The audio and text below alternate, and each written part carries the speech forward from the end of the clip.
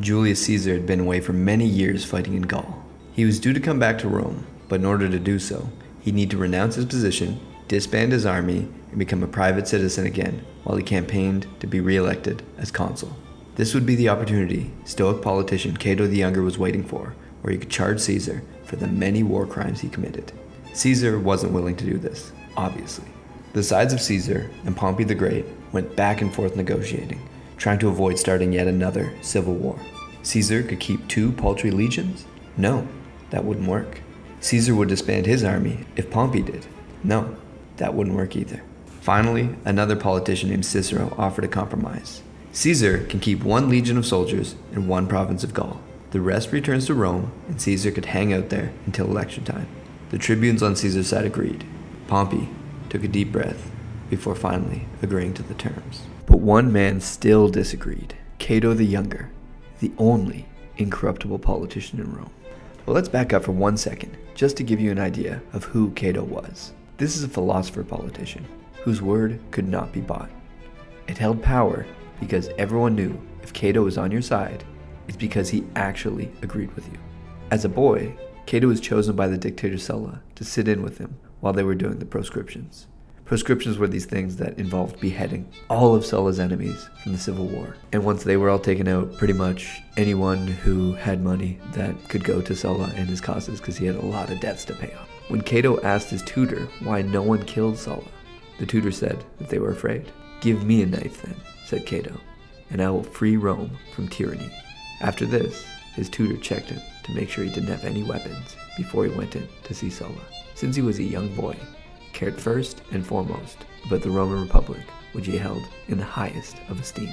He touted traditional values and violently opposed any populist moves, such as those touted by Julius Caesar.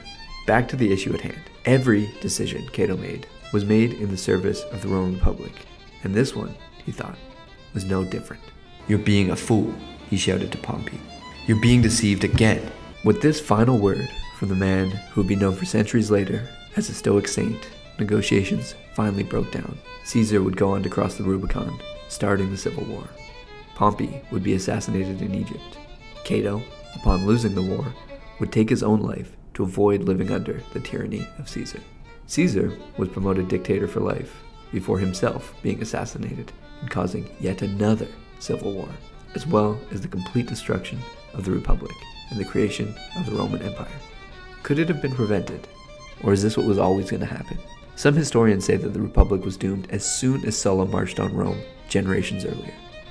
But I believe if Cato had compromised just a smidge, we could have had a very different view of what happened in history. But because Cato couldn't compromise, death, fire, brimstone, the collapse of the Republic, the extinguishing of his entire family line, the death of Caesar, yes, but the rise of the empire. He was a pure man who dedicated his entire life to maintaining the old virtues of the Roman Republic, but almost no one can be blamed more than him for its collapse. If our goal is a better world for humanity, sometimes this is going to involve a compromise. Cato was too rigid, Caesar too loose. Both sides of this political mess need to exist because in extremity, they're both bad. But that middle zone, that is where we'd like to go. Everything in the universe is striving for balance. There's no difference between us either. An inability to bring in a balance will force these balancing forces that control the whole universe pretty much to come in and affect things. With the lesson here being sometimes we have to compromise a little bit. Don't be like Cato in that regard. The pine tree fought the storm and broke. The willow yielded to the wind and snow and did not break. Jigoro Kano.